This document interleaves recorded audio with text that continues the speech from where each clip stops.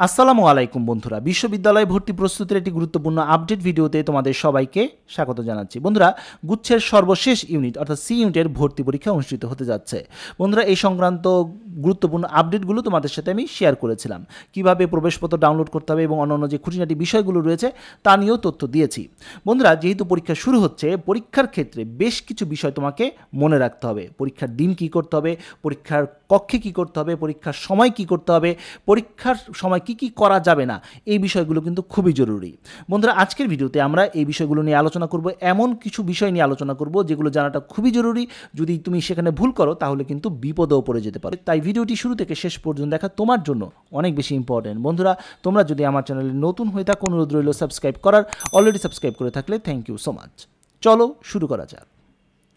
প্রথমে আসি, পরীক্ষার দিন যা যা তোমাকে মানতে হবে। প্রথমত, পরীক্ষার সময় 1 ঘন্টা পূর্বে অবশ্যই কেন্দ্রে প্রবেশ করতে হবে। যেহেতু কেন্দ্রের মধ্যে বিভিন্ন জায়গা থেকে শিক্ষার্থীরা আসবে এবং এখানে যানজটের একটি বিষয় থাকতে পারে, তাই অবশ্যই 1 ঘন্টা আগেই তোমরা অবশ্যই কেন্দ্রে প্রবেশ করবে। তাই সময় নিয়ে বাসা থেকে বের হবে, যানজটের বিষয়টি মাথায় রেখে তারপর তোমরা কেন্দ্রে চলে যাবে।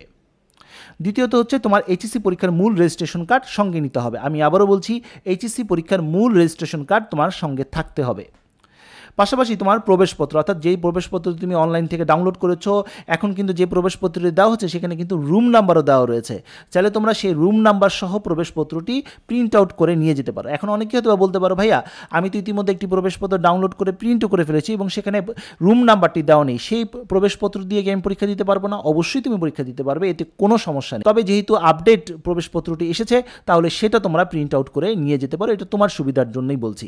তবে হ্যাঁ, তোমার যদি রুম নাম্বার জানা থাকে, অন্যান্য তথ্য যদি জানা থাকে, তাহলে এটা নিয়ে তোমাকে টেনশন করতে হবে না। তুমি আগে যে প্রবেশপত্রটি প্রিন্ট আউট করেছো সেটাই তুমি নিয়ে যাবে। আর আবারও বলছি বন্ধুরা, প্রবেশপত্রটি কিন্তু রঙিন প্রিন্ট আউট হতে হবে, সাদা কালো করা যাবে না।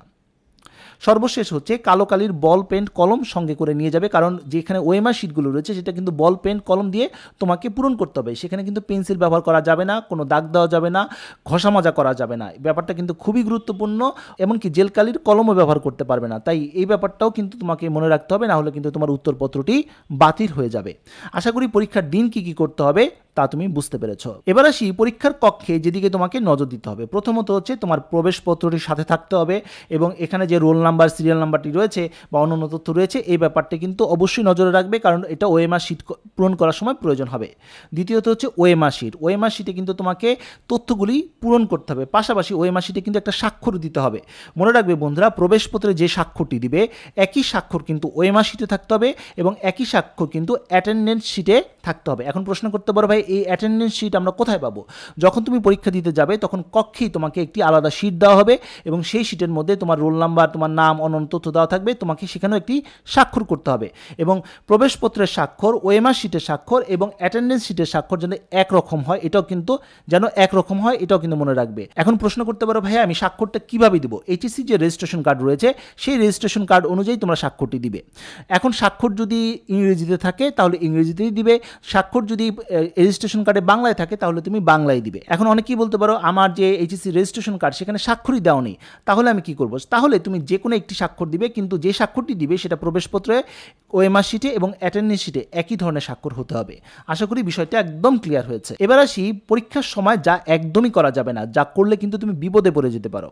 প্রথমত হচ্ছে, পেন্সিল ব্যবহার করা যাবে না। এখন অনেকেই বলতে পারো, ভাই আমি রাফ করার জন্য কি পেন্সিল ব্যবহার করতে পারবো না? হ্যাঁ, রাফ করার জন্য তুমি পেন্সিল ব্যবহার করতে পারবে এবং যে প্রশ্নপত্র দেওয়া থাকবে সেই প্রশ্নপত্রের মধ্যে তুমি দাগও দিতে পারবে পেন্সিল দিয়ে এবং সেখানে তুমি চাইলে রাফও করতে পারবে। অনেকে একটি প্রশ্ন করেছিল যে, ভাইয়া আমি যে প্রবেশপত্রটি আমার থাকবে সেই প্রবেশপত্রের পিছনে কি আমি রাফ করতে পারবো? না, প্রবেশপত্রের পিছনে তুমি রাফ করতে পারবে না, কারণ এই প্রবেশপত্রটি কিন্তু পরবর্তী ভর্তির সময় কাজে লাগবে। অনেকে একটি প্রশ্ন করেছিল যে, ভাইয়া আমি যদি দুটি প্রবেশপত্র প্রিন্ট আউট করে নিয়ে যাই, একটি প্রবেশপত্রের মধ্যে আমি রাফ করলাম, আরেকটি রেখে দিলাম, এতে কি কোনো সমস্যা হবে? হ্যাঁ, সমস্যা হবে। তুমি যদি প্রবেশপত্রে রাফ করতে পারবে যদি তোমার পরিদর্শক অনুমতি দেয়। অনুমতি ছাড়া কিন্তু দুটি প্রবেশপত্র নিতে পারবে না এবং দুটি প্রবেশপত্র নিলেও পিছনে কিন্তু তুমি রাফ করতে পারবে না। অনুমতি নিয়ে অবশ্যই তুমি সেখানে রাফ করতে পারবে, কিন্তু ম্যাক্সিমাম ক্ষেত্রে দেখা যায় টিচাররা সেটা অনুমতি দেয় না। প্রশ্নপত্রের মধ্যে রাফ করার তারা অনুমতি দিয়ে থাকে। এরপরে তুমি কোনো ধরনের ক্যালকুলেটর নিয়ে যেতে পারবে না, ইলেকট্রনিক্স ডিভাইস নিতে পারবে না, ঘড়ি নিতে পারবে না, সেটা অ্যানালগ হোক আর ডিজিটাল হোক নিয়ে যেতে পারবে না। কোনো ধরনের ব্লুটুথ ডিভাইস সাথে নিতে পারবে না। মোবাইল ব্যবহার করা সম্পূর্ণ নিষেধ এবং 2 কান খোলা থাকতে হবে। আশা করি মোটামুটি তোমরা এই বেসিক যে বিষয়গুলো রয়েছে তা তোমরা বুঝতে পেরেছো। তো বন্ধুরা এই ছিল আজকের মতো ভিডিও। আজকে আমরা জানতে পারলাম গুচ্ছ পদ্ধতির ভর্তি পরীক্ষার সময় কি করতে হবে, কি করা যাবে না, খুঁটিনাটি বিষয়গুলো আমরা জানার চেষ্টা করলাম। আশা করি তথ্যগুলো তোমাদের কাজে আসবে। তো বন্ধুরা যে পর্যন্ত সবাই ভালো থাকো, সুস্থ থাকো, দেখা হবে আগামী কোনো ভিডিওতে। সে পর্যন্ত আল্লাহ হাফেজ।